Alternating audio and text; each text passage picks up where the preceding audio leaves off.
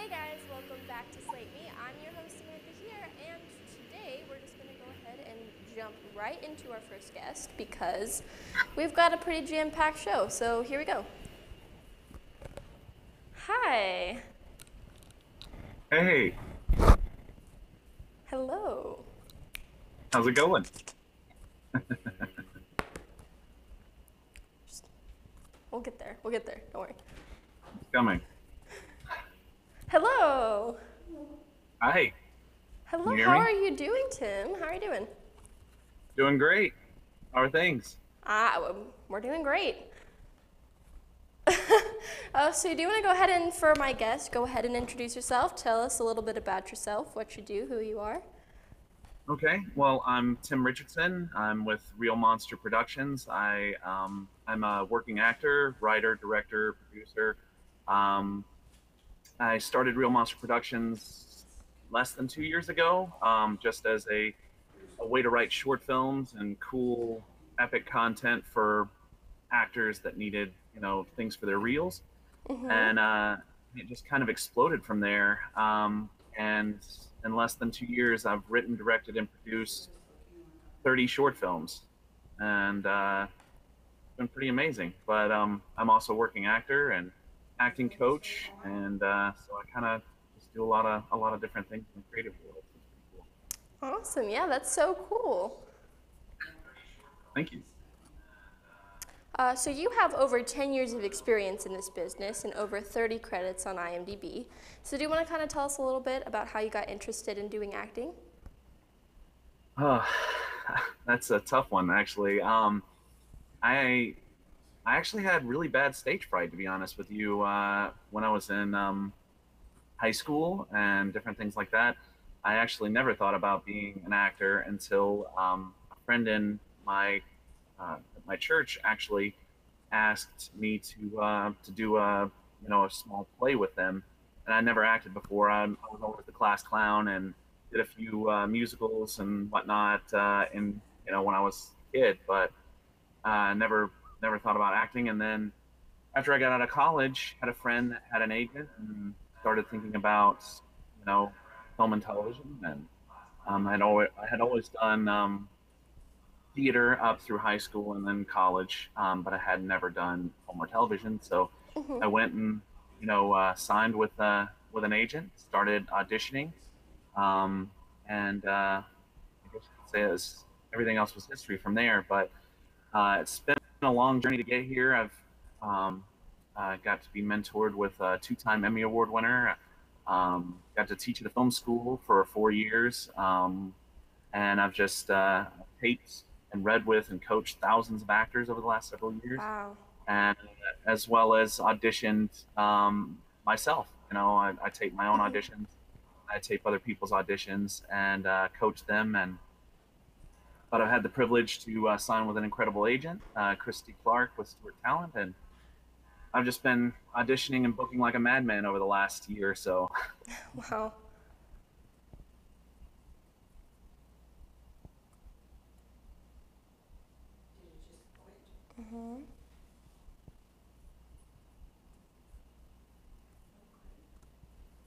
So yeah, yeah, it's been a really Yeah. incredible journey this year. I just this year alone, I booked Logan Lucky with Channing Tatum and Daniel Craig. They're all playing rednecks robbing NASCAR. Booked Burden, Forrest Whitaker, booked the lead bad guy in NCIS New Orleans, episode 313, Return of the King. I played the lead bad guy on that, and then had a small one-liner on Ozark with Jason Bateman and Peter Mullen. So Wow. that's pretty incredible. Yeah, that's insane. Awesome. Yeah. So do you want to kind of tell us a little bit about some of the projects that you kind of mentioned a few just then, but like some of the ones that stick out to you a lot and kind of tell us experiences about how people work on set. Um, I guess one of my favorite experiences so far has been NCIS New Orleans. Oh, wow. They were incredible. They were absolutely, and it's a really neat story too because usually when you video audition for something, as you know, you have your own setup, you get a reader to come in, and they're actually there with you. Well, this audition came in 2 days before Thanksgiving this year, or last year, I guess you could say. And Yeah. I was at my mom's house in Memphis, so all I had was my iPad, my iPhone, and that was it. There was no backdrop, there's no lights, there was no nothing. Wow. And this huge audition came in, 10 pages or so, and I wanted to get it done. My rule is to try to get it done same day. And so I didn't have a reader there. I didn't have any actors there. So I called my reader up and put them on FaceTime beside the iPad, and we just rehearsed a couple hours, and then we shot it and got it in the Monday before Thanksgiving, and then the Wednesday before Thanksgiving I booked the role. Wow. So that was like That's less insane. than a day. Yeah.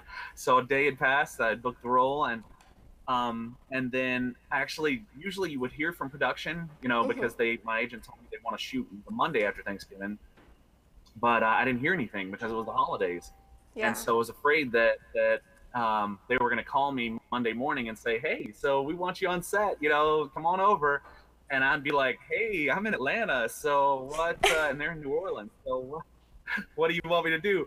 And the funny part is that is exactly what happened. I was up early on Monday morning. Production called me at 9 a.m. and they were like, "Hey, so we're super excited about casting you as Ethan Beck. We just got your deal memo. We're super excited about having you on set. So what you need to do is we're gonna get you in a wardrobe fitting. So just come on over and we'll see you in about what, an hour?" And I'm like, Um, "No, more like what, 7 hours?" And there was just dead silence on the phone. I mean, dead silence. And I was just terrified, like, "Oh God, please don't."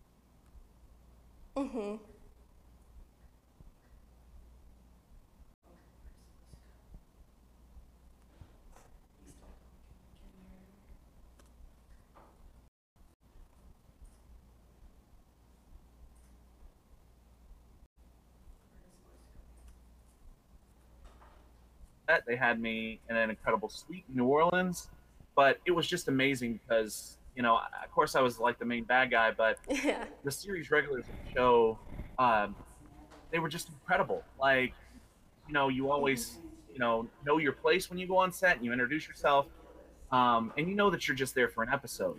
But they didn't make me feel like that. They made me feel like I was a series regular. They made me feel like Wow. I was the best thing that I've ever walked on that set, and it was just incredible. It was a family. I mean, they just welcomed me like I was acting every day with them, and they were just wonderful.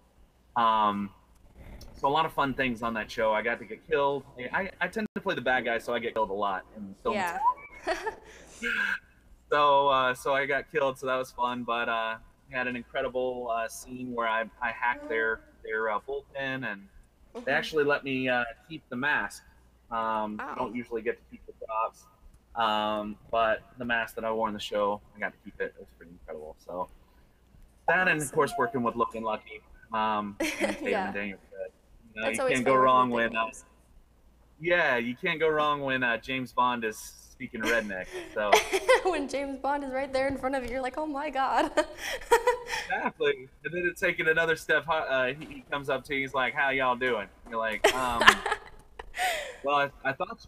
Well, see, I thought you were going to talk like this, but what you're doing is you're actually talking like this right here. So it's kind of, it's a kind little of a bit of little mind a boggling. head turn. You know what I'm saying? yeah. But I guess the other cool thing is when I was on Ozark, Jason Bateman was directing, and he was also in the scene. And Peter Mullen, who plays Jacob, the main bad guy, we're all in the scene together, and it was really neat because we got me and Peter Mullen got to talk in the bus on the way over, and he's Scottish, but he's playing like a hillbilly, and so we're sitting in the bus talking, and he goes, "Uh, your name is Tim, right?" And I go, "Yes, sir." And he goes, "But your character's name is Frank, right?" And I go, "Yes, sir." He goes, "Well, I ain't gonna call you Frank. I'm gonna call you Tim in the scene." I was like, "Okay, you do whatever you want, man. You're the series regular. You're the man, brother. You can do whatever. You can call me whatever you want. Just do whatever. It's fine." Yeah. So yeah, and it actually got back to the casting directors. I auditioned with them. It's Feldstein in Paris. So I'd like to say a big, awesome, thanks to them. They actually just won an Emmy for their casting, and they're incredible. And that actually got back to one of them. And while I was auditioning with them, they were like, "Wait, didn't we just book you on Ozark?" And I was like, "Yeah." And because were you the one that they changed the name on to your real name? Yeah, that's it. So it was a little crazy. Yeah. Awesome. So another question. You were mentioned by two-time Emmy Award winner Greg Allen Williams. How did that come about, and what did you learn from him? Uh, Actually, I started off in his school. He offers a master acting class in a film school. I started off Oh, wow. there 4 years mentor. So there's no time to worry about your read. There's no time to be scared as an actor. I used to be really scared about auditioning, but all that kind of goes out the window when when you're helping a guy read for a series regular role where it could be thousands of dollars on the line. So, you just got to kind of go with it. Yeah. And so yeah, so over the course of that 40 years, I started writing for his production company, and he just mentored me the whole time. I'm able to share that with actors. Zombies as just naughty puppies that need love and training. They're still these vicious monsters, but she doesn't see them that way. She sees them like we would see our dogs, our pets. And I got the idea from these incredible women who go out, and you see them on TV and stuff, who go out and rescue these monstrous pit bulls that have never known love. They've just been fought and beaten, and they're just scared and angry, and so they go out and rescue them, and they strap a muzzle on the dog's mouth, and then they just start loving on them and training them and trying to rehabilitate them. And so that's what this little girl does. She sees zombies that way, and so she captures a full-grown zombie. I actually play Bingo, the lead zombie. So she captures me, straps a muzzle on my mouth, puts oven mitts on my hands so I can't bite or scratch her, and starts leading me around like a dog and starts training me or whatever. And the fun part about that is that she established herself as the alpha. If you think of zombies in this world as like a wolf pack, as various wolf packs with alphas, she's established herself as the alpha of the zombies. So the zombies don't bother her. They don't really they see her, but they don't really want to risk attacking her, because if you attack the alpha, either you're going to die or you're going to kill the alpha and become the alpha. And most wolves slash zombies don't want to do that. So basically, the short film is about her leading her zombie around and just trying to live her life in this apocalypse. But the people who are still surviving, they see a little girl with a zombie. They think, "Oh God, we've got to kill this zombie." But if you mess with somebody's dog, you're going to get bit and end up becoming end up being a part of her pack. So it's an incredible horror comedy. It's won a lot of awards. A lot of people love it, just because the little girl is so much fun and she's such a badass. And she's only like 13, and she actually won Best Actress for that role. Her name is Stella Smith. She's incredible. Another funny thing about it is, like I said, I wrote, directed, and produced, and played Bingo. And so I directed in full zombie makeup for the entire shoot. So I had a real Rottweiler muzzle on my mouth, on the bridge of my nose, with full, ripped off lower face, blood all over me, a wolf onesie. I'm in a wolf onesie. So I'm getting to direct the actors and, act as the zombie. I wanted to play Bingo because I wanted him to have a very specific sound and feel. And I knew other actors could possibly do it, but I knew what he sounded like. I knew what he felt like. And so I thought, I should just go ahead and do it. So if you want it done right, just do it yourself. You got to do it yourself sometimes. Plus, I'm an actor, and so I love directing and filmmaking, but I also love acting too. So, I do it every chance I can get. Oh, yeah. Well, the last question of the interview is a question I ask all of my guests that come on the show. And that is, what would be your best piece of advice for a young filmmaker coming into this industry? And I love hearing everyone's different opinions, because I'm one opinion, and all of my guests have different opinions and different views. So what would be your best piece of advice? I guess my best piece of advice is, you want to build a great team. Oh, yeah. I think that's a big thing. But first and foremost, you yourself have to decide who you are and what you want to do. because too many of us, we're kind of scattered. We think, oh, I like acting, oh, I like writing, oh, I like directing, oh, I like producing. Well, not everybody can do all those things. I've been blessed to be able to do all those things and learn to kind of hone in on what your specialty is.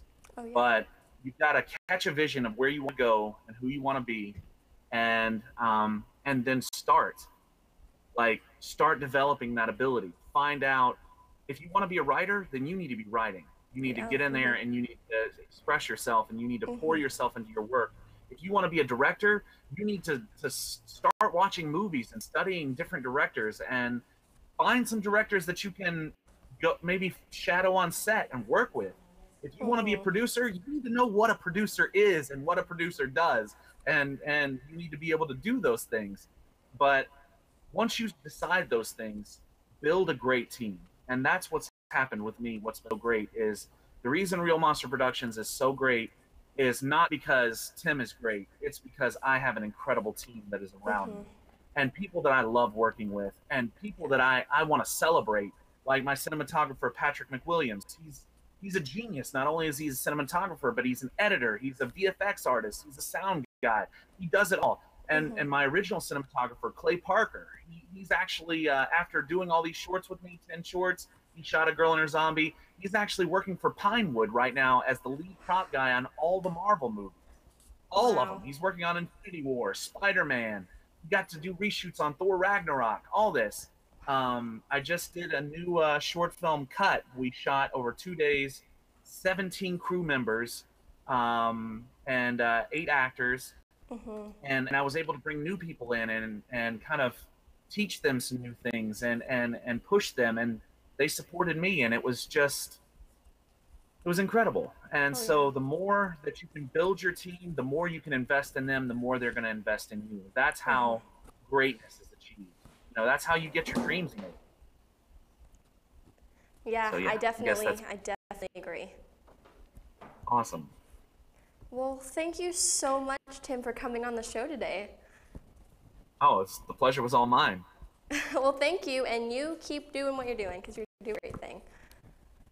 Thank you. And I hope you guys will check out realmonsterproductions.com, and if any actors want coaching or anything like that, feel free to contact me. I'm more than happy to help you chase your dreams as well. So awesome. Thank you so much.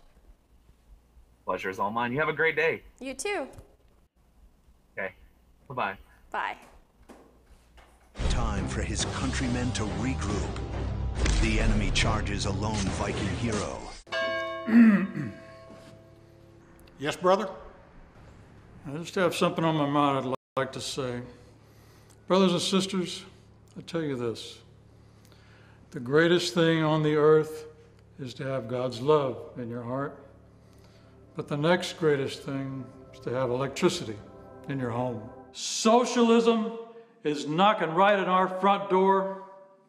And if y'all can't see it coming, well, we've already lost. Sit back, relax, and enjoy your movie. Oh, and in case it's not obvious, don't be like this guy.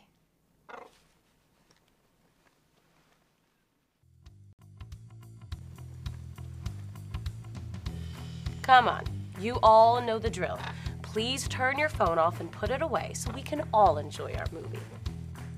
And at the end of the show, don't forget to take care of your server. Ah, we're just talking to our new friend, Elvis.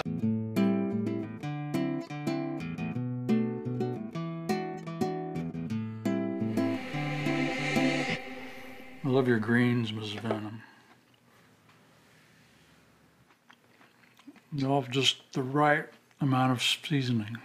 I got the recipe from a childhood friend.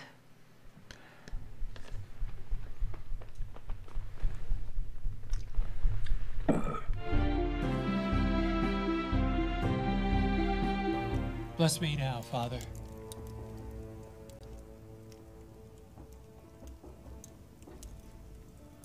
Father, what's wrong?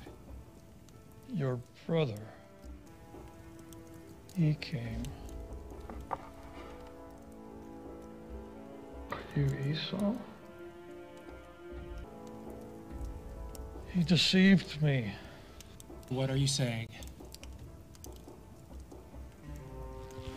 Esau ways. My son.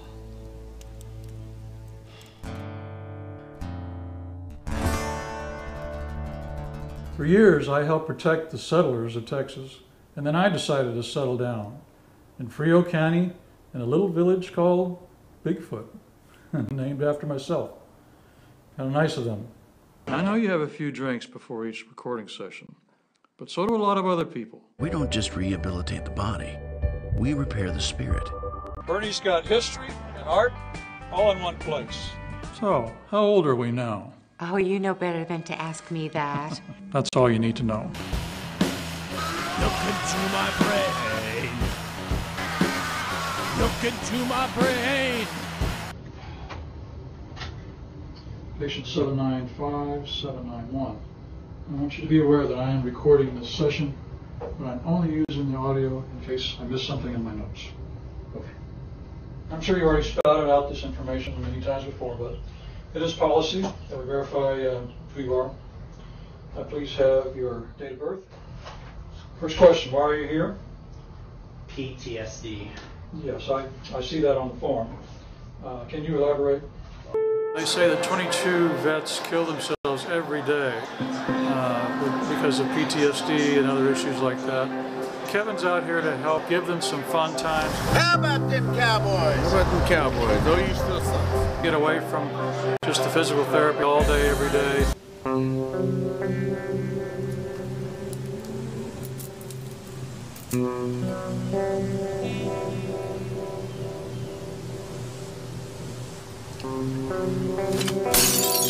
What the heck? Ah!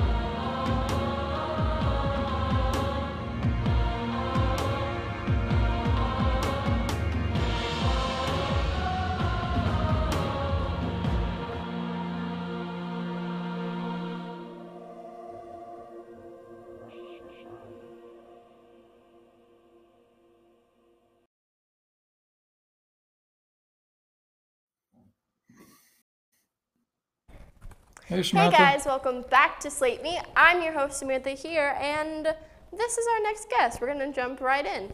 Here we go. Samantha, how you doing? Well, I'm glad you were able to play most of my reel. It kind of gives a challenge to actors to not be afraid to Yes, I can hear you. Can you hear me? Can you hear me now? Here we go. Hello. Oh, no. Okay, good. Hi, Okay, you can Jay. hear me now. Yes, I can. How are you? Great. Well, excellent, excellent. Well, I was going to say, I'm glad you were able to play most of my reel because that's kind of a challenge to all the actors out there Uh-huh. to not be afraid to try different kinds of roles, Oh, yeah. to do drama, do comedy, uh, do characters that are completely different from who you really are. Mm-hmm. Awesome. Well, hi. Do you want to kind of introduce yourself for everyone, Jay? Uh, well, Jake Pennington. I live in Boerne, Texas. I've been acting for about 10 years now, seriously acting. The door opened and I didn't want to have any regrets, so I've been hitting it very hard for the last 10 years. But I started actually when I was about 5 or 6 years old. I was flipping the channels and came across the PBS weekly special that was showing classic foreign films and classic American films every week. And I started with Fellini's La Strada, and I was just 5 or 6 years old, and it really made an impact on me. And then I saw M another week, and Cabinet of Dr. Caligari another week. And then later in my teenage years, there was a movie theater that would show for about 3 days a different classic and foreign films. They just show them for 3 days, and the next 3 days they'd show another one. And it was a great place to study film. And then actually in junior high and high school and college, I took drama and speech and film study, a lot of film study. Awesome. Yeah. So on that note, did you end up going to college for film? Like, are you taking just freelance acting classes? Like, how are you doing that? Well, I really thought all those years, I thought you had to live in California to be in the movies. I wanted to be in the movies, but I didn't want to move to California. And I just thought, you had to be there. You had to be in LA to be in film or television. But it was about 10 years ago, I joined a gunslinger group, and then we did extra work in films. And then I met Glenn Morshower, who is like the busiest character actor on the planet. And he directed me to the right instructor. And that's how I got started about 10 years ago, was because of Glenn Morshower. And I took, you have to take classes, you have to learn how to audition, you have to learn how not to overact in films versus theater. There's just a lot of skills that just don't come naturally to most people. So yes, I do encourage everyone to take classes. Find a teacher that you feel comfortable with, that you look forward to going to see, and if you can, do it weekly. Yeah, I definitely agree. I take weekly acting classes, and I'm still going strong, Excellent. And improvisation, that's very important. In the beginning, I didn't feel comfortable with that at all, and I would avoid the classes in improvisation. And I'm still a little uncomfortable with that, but I know I have to do it as much as possible because that's what keeps you on your toes. Yeah, for sure. Awesome. Yeah. Do you want to kind of tell us a little bit about some of the projects you've worked on here, in the past couple months? Well, I've been doing some Westerns lately. I was a marshal in one. I was Texas Ranger Bigfoot Wallace. Wow. And you may have seen that in the reel. That's coming out soon. And that's actually another series that I can't really talk about, but it's going to have myself as Bigfoot Wallace. I was also in a pilot where I'm the host, but it's a Western. But as well, there's some talk about doing the story of Judge Roy Bean and having myself as Judge Roy Bean. And I'd love that. Judge Roy Bean was quite a complex character. He was kind of a crooked judge and hang people for maybe the wrong reason. And the movie that came out years and years ago was more of a comedy, but this could be quite a serious, complex film if we can do that. So that's on the horizon. The Sun is going to be filming again, AMC channels, The Sun, and I'm trying very hard to get into that. We'll see, but I'm approaching the casting directors and the author and my agent and trying very hard because not a lot of major films come to Texas or major TV shows come to Texas. Yeah, I definitely agree. The you know, the film industry here is kind of moving to Atlanta. Well, I was going to say you were going to ask at the end of the interview what advice you have. I would say if you're very serious, you should consider if you can move to say Los Angeles or Atlanta. Myself, I'm already established I'm living on some acreage. I have my wife. I have my house. It would be difficult to move there, but I do have representation in Atlanta. So if you can find an agent that, if you can't move to Atlanta, if you can find an agent that will represent you, an Atlanta agent. When I've had the Atlanta agent, I was getting video requests for auditions, maybe sometimes once a week. And in Texas, it's kind of like once a month or once every couple of months. Unfortunately, it's just because of the Texas government does not have the incentives to bring film in, and they don't understand that. If you watch one of those films, one of the superhero films during the summertime, and you wait for the teaser at the end, and you see all those many names on the credits, those are all jobs. And so the Texas Congress needs to understand that when a big film comes to Texas, it employs sometimes 15,000 individuals.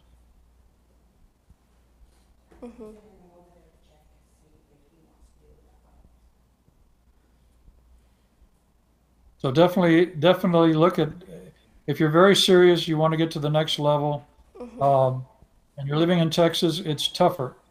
The films that are made here don't always get seen across the United States. So you have to decide if you can get to Atlanta or Los Angeles. And if you can't, see if you can get an agent that will represent you. And the agent will represent you if you have an established reel, an established resume, an established IMDb page, and you have some good references. Okay, for sure. So work on that. Don't do extra work. Do stuff where you've got lines, because you can't put the extra work on your resume. That's true. Definitely. I definitely agree with that.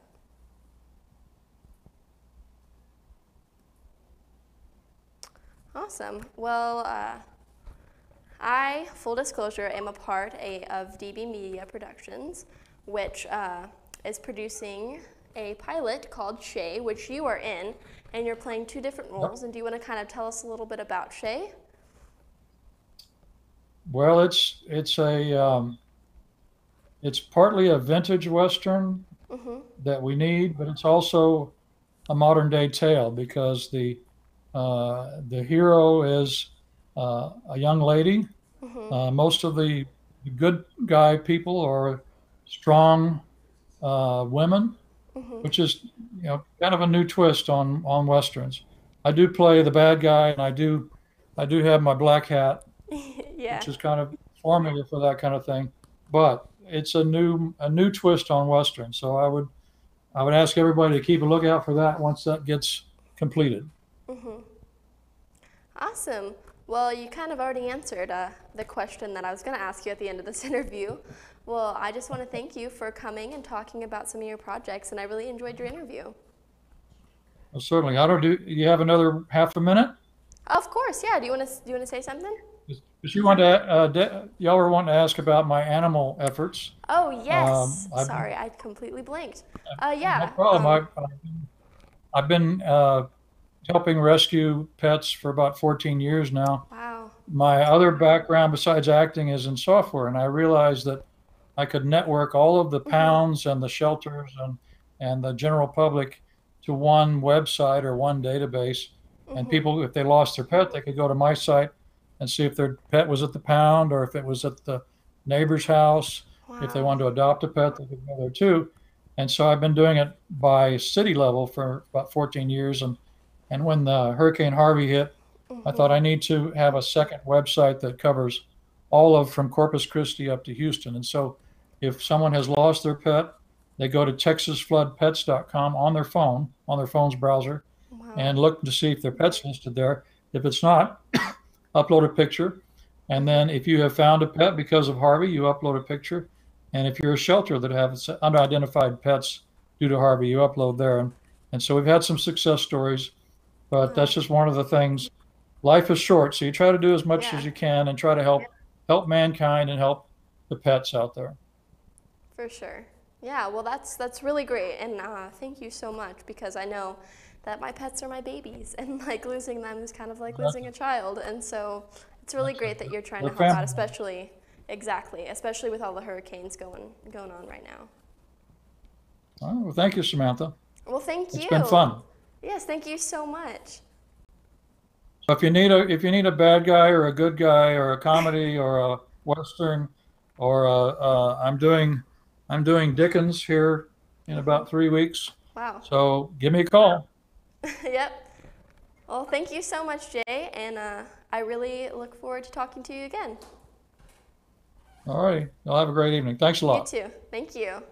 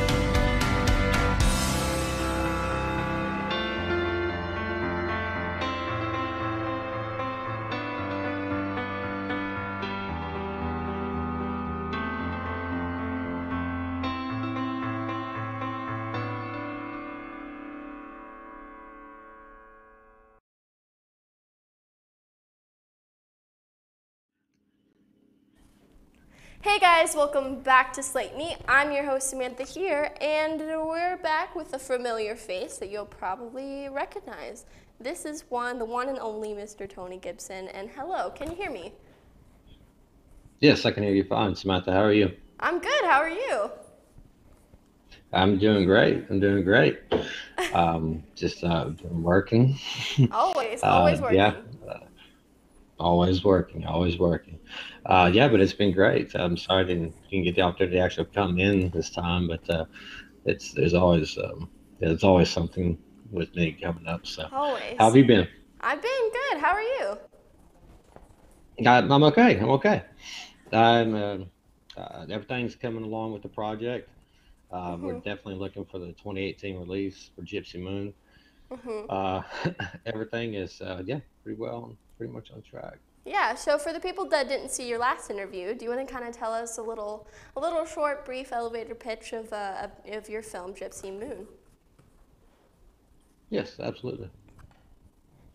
Here we go.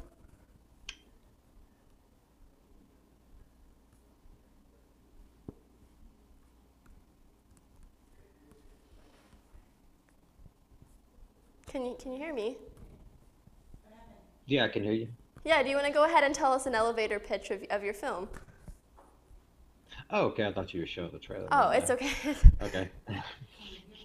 Okay, so yeah, as far as Gypsy Moon, basically what we've got is we've got several characters. Well, the main character that I play is Captain. Basically, what happens is the guy is kind of goes through a lot of. He comes from a spot where he is like seniority, and he's a commander over a great army, and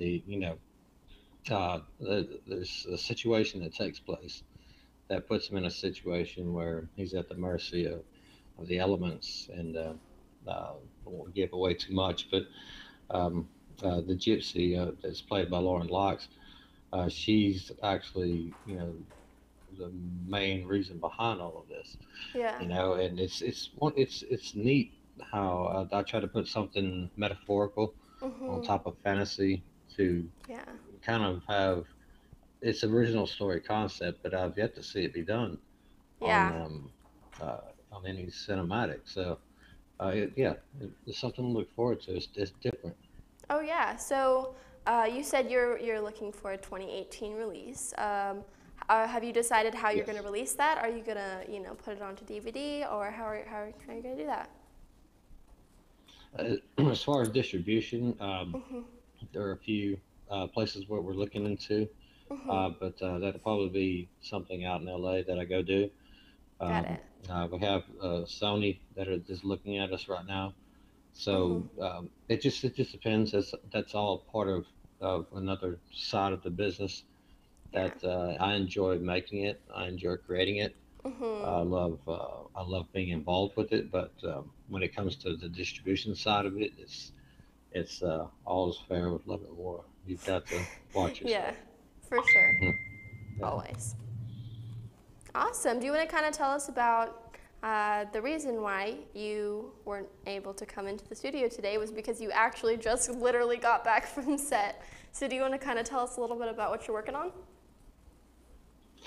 Well, I can't disclose a lot of what I'm working on right now, but I've been working a regular job in Austin, Texas, where I've relocated for the most part, and then there's some other things that I've got going here that I've just kept under wraps, and sure. I've got a lot of pretty big contacts here in Austin, and they don't want to, their names don't want to be disclosed. So those are things that I'm just kind of keeping on the back burner, and then when the time comes, I'll put out the pictures and all of that. Yeah. Yeah. So you said that you've relocated to Austin. So how are you keeping up with going back and forth, all over the place for filming? Oh man, it's a nightmare. Not even gonna try to pretend like it's not.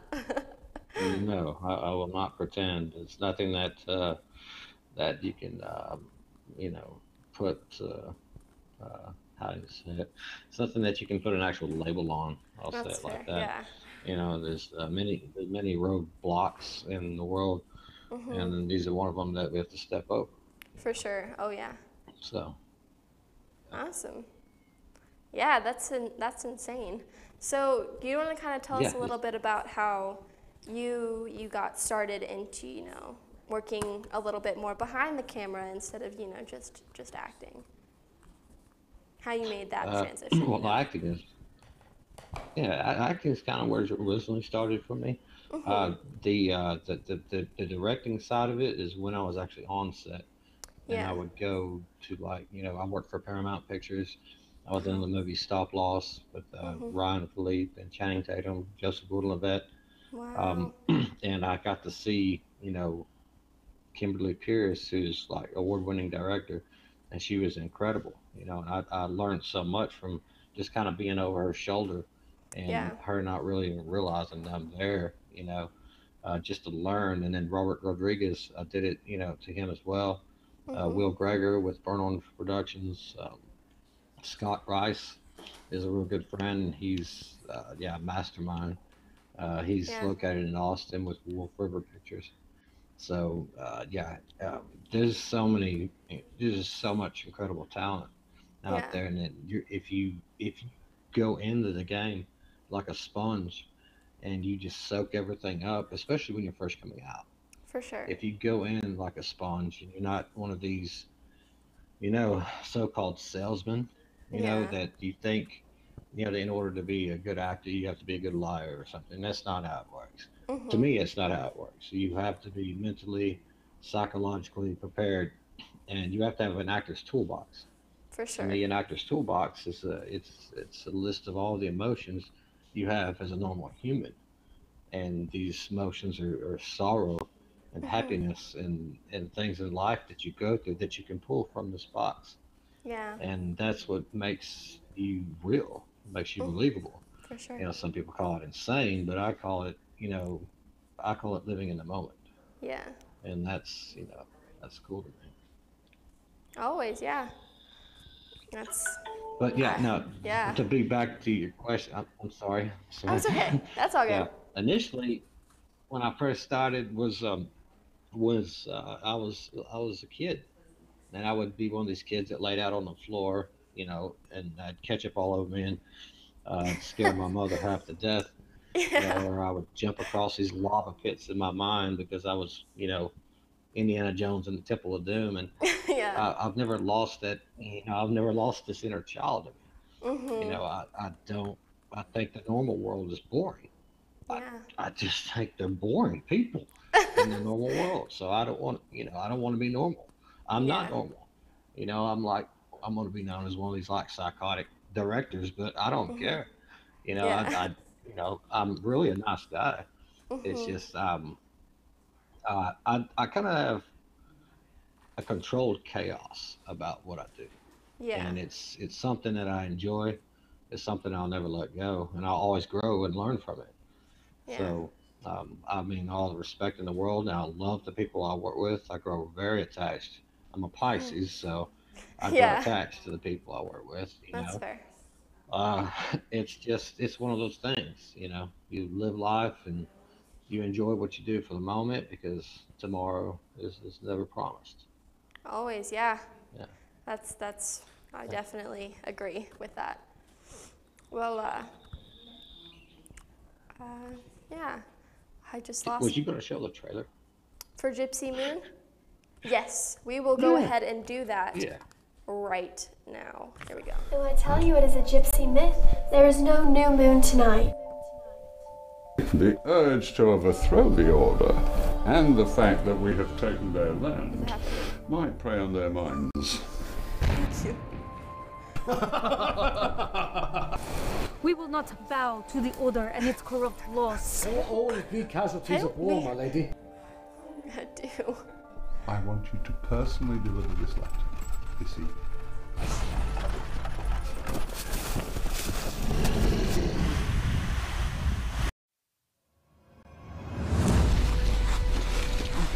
I need you to be brave for me.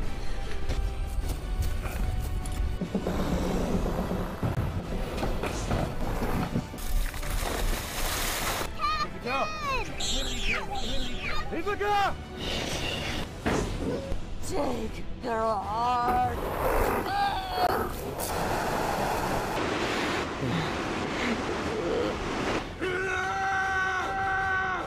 Holding our positions here. My people have been here for generations.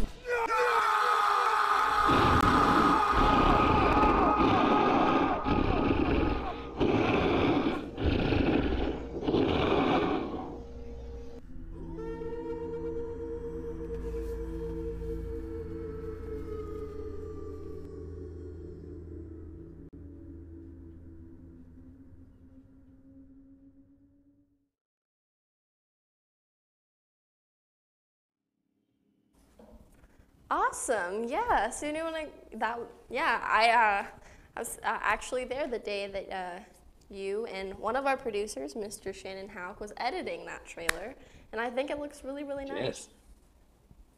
Thank you, Samantha. Yeah, I really want to take my hat off to Shannon Hook. He's an amazing guy, and I really enjoyed working with him quite a bit. And he'll be working on me with some future projects as well that he probably is not even aware of, but he's already cast and he's already in it. How I operate. Awesome. Yeah. You don't even know it. But So, I really would like to take a moment to really thank the people that have been involved with this production. You know, Gypsy Moon was done. You know, the financial side of it and how I made it was, I mean, I pulled all of my resources. You know, this was basically personally funded on top of executive producers that helped to fund it as well. You know, without these people, without everyone working as a team, it would have never been accomplished. So that's something that I do want to point out, that that any filmmaker that's out there that thinks it's a one-man show, you're dead wrong.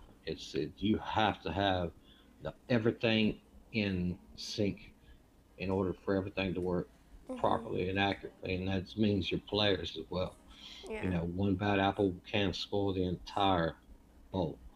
So it's just, you know, from artist to artist, that's how I feel people need to see, you know, especially with, you know, the no name, you know, nobody I work with right now is established, even myself. I mean, we're not some big Hollywood producers, but what I put out will look like a $2 million film. And that is not nowhere what the budget was for this film. So my three things are quality, story, and your talent. And I handpicked everybody involved to do that.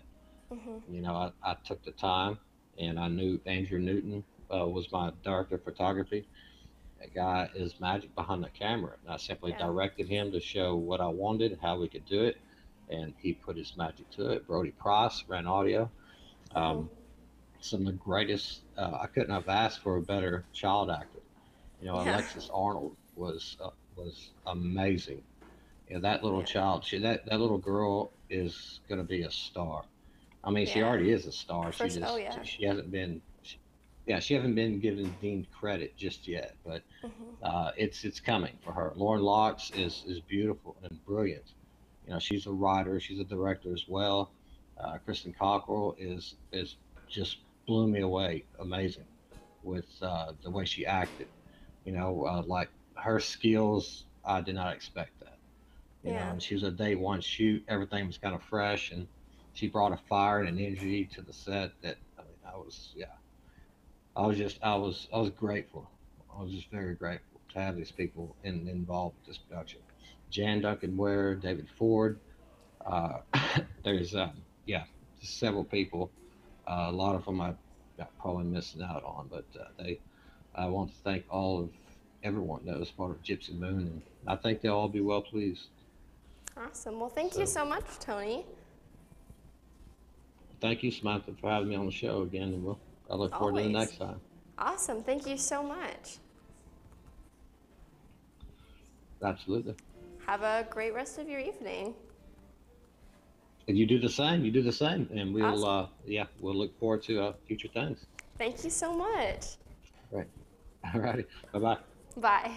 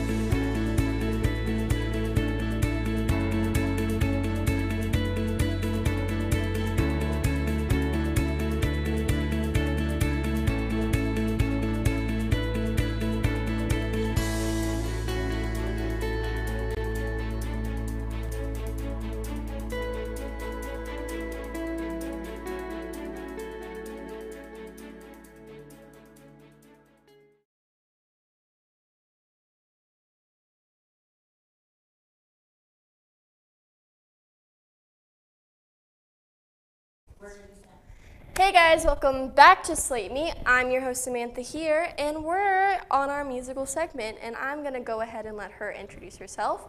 One of my great friends, here we go. Hey guys, I'm Sydney Cope. I'm 15 and I'm so excited to be here on Slate Me TV. So, this very first song I'm gonna sing, it's an original. It's not released yet, so if you follow me on social media, my Instagram is sydney.cope or sydney.cope. You can find me on YouTube, on Facebook, all the good stuff, and you can find further instructions. Sweet, here we go.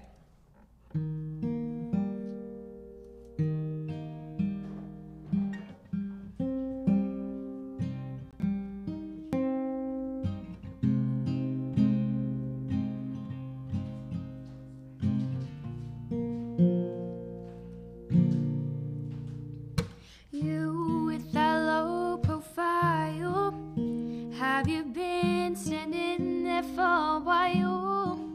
See it hanging right over there. Babe, come talk to me, don't just stare. You're keeping it on the cool, and I've fallen now, I'm a fool. Please don't make me wait, babe, hurry up, don't be late, 'cause you bring the joy. Your smiling makes my world. With the happiness you bring, you can change many things in me. You bring the joy. You always make you the perfect guy. When I'm not with you, don't know what to do. You bring the joy.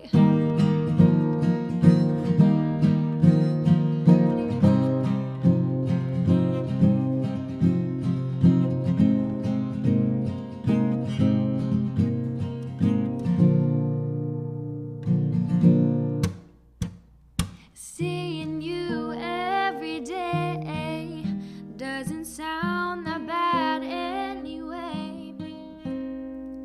Let's not waste any time, babe, I'm ready to call you mine, 'cause you bring the joy. Your smiling makes my world. With the happiness you bring, you can change many things in me.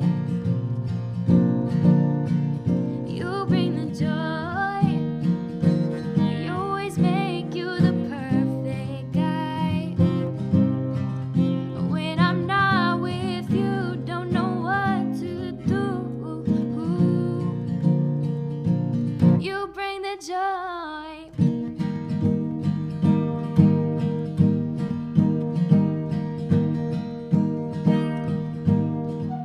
Love can get you lost, but I think I found a good direction. And it might be a mistake, but it's a chance I'm willing to take. Said love can get you lost, but I think I found a good direction. And it might be a mistake, but it's a chance I'm willing to take, 'cause you bring the joy. Your smile, it makes my world. With the happiness you bring, you can change many things in me. You bring the joy. You always make you the perfect guy. When I'm not with you, don't know what to do. You bring the joy.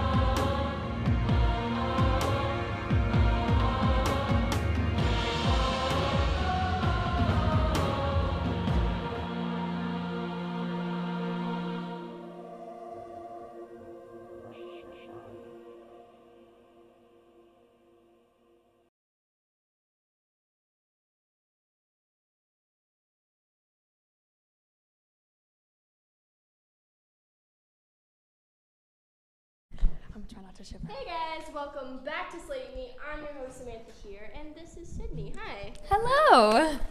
That was a really great song, and thank and you. you said it's never been released before, so this is like I feel honored. Yeah, You that know? was actually my first time singing it, like in front of people. So yeah. I feel honored. Yeah. You know? So do you want to kind of tell us a little bit why you wrote that song? Well, it's actually about a guy. Oh, Yeah, I know. Most of my music, I like to convey a message, and that song, it doesn't have to be just for a guy, although that's what I wrote it for. Like, you bring the joy, that could be to like your sister or like a sibling or just a good friend. So yeah. Yeah. Hi. Or your mother. Hi, Mom. Oh my gosh. Yeah, so you want to tell us a little bit about how you got like into singing and songwriting? Because I mean, you start singing and then you kind of get into the songwriting. But how was that journey for you? Well, I very first started with dancing at the age of 2, and that kind of opened my world to the performance side. And then from there, I was like, oh my gosh, like, my friends like to sing, why can't I sing? So then at like around 7, I would just sing. And I remember I had a friend stay the night, and we were just writing songs for fun. And I was like, Mom, listen to this little song I like wrote. And she was like, oh my gosh, we're getting you voice lessons. That's and actually really good. Yeah. She was very surprised. And so that's just kind of how that started. And then acting came along, and here I am doing all 3. Look at it all. Yeah. Jack of all trades. Yeah. Yeah, that's awesome. So you also play the guitar, of course, you know, so there's 4. There's another thing. Oh, yes, true. Yeah, there's that. Yeah, so how did you take lessons for that? I took lessons for, I took them a while back, and then I just kind of stopped, and then I kind of just taught myself. Really, sure, yeah. Using tabs and just like giving me the chords. I was like, Yeah. okay, I could do this. Once you get to a certain point, you're like, I got this now, guys. I got it. Taking control. Yes. Yeah. So that's really awesome. Yeah. So do you want to kind of tell us a little bit about what the next song you'll be singing is about? Yeah, for sure. So my next one is another original. It's called Making Memories, and the message for this one is to get out and make memories. And I actually, if you check my social medias, mainly like on my YouTube channel, I have a new music video out. What did I just say? A new music video out, and y'all can check it out and let me know what y'all think. Share and like, and yeah, let me know what y'all think. Wow, comment, subscribe, you know? Yeah, it's supposed to be a funny country song, so I hope it makes you laugh. Here we go. Well, we're pretty much the same age, you know. Yeah. So I understand it's kind of a struggle, you know, balancing everything. And you seem very yes. busy. So like, how do you manage doing that? Well, I'm homeschooled, and I went to public school my whole life, and I started homeschooling around the 2nd semester of 8th grade, and homeschooling just completely freed my schedule, almost freed my schedule, I should say.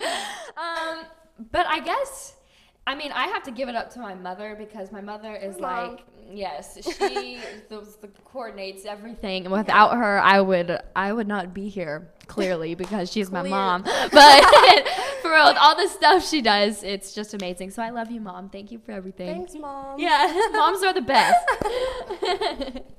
Always, yeah. I definitely can get on board with that. Yeah. Yeah, so I guess we'll just jump right into the next song, because we're kind of running a little bit ahead or behind schedule. So I'm just going to go ahead and close the show out. Here we go. Okay. Thank you guys so much for watching, and I want to thank all of my guests that come on the show today. And tune back in for the last episode of this season next Thursday at 7 p.m. Central Time. You can subscribe to our Slate Me YouTube channel, and you know, we're always down for comments and suggestions. So leave me some likes and comments. Here we go.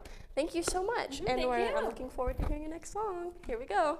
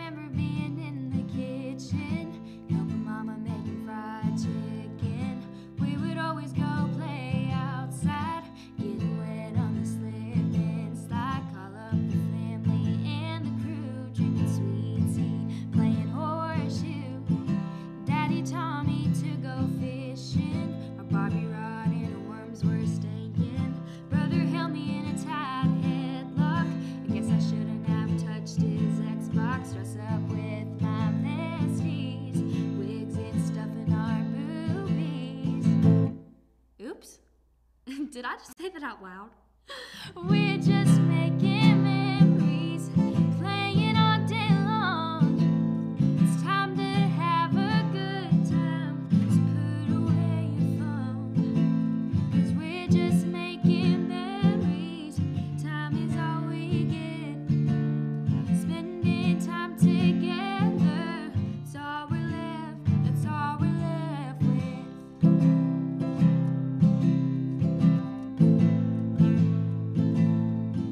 With my friends at the carnival, spinning fast on the tilt-a-whirl. Took a break from riding rides, stuffed our face with tornado fries, throwing darts, shooting hoops. Won me a dog that I named Bruce. On a date at the movies, favorite kind, scary and spooky. Handsome boy was by my side, till popcorn blew in his eye, hoping to get a goodnight kiss. Next thing you know, I got missed. Oh well. Next, 'cause we're just making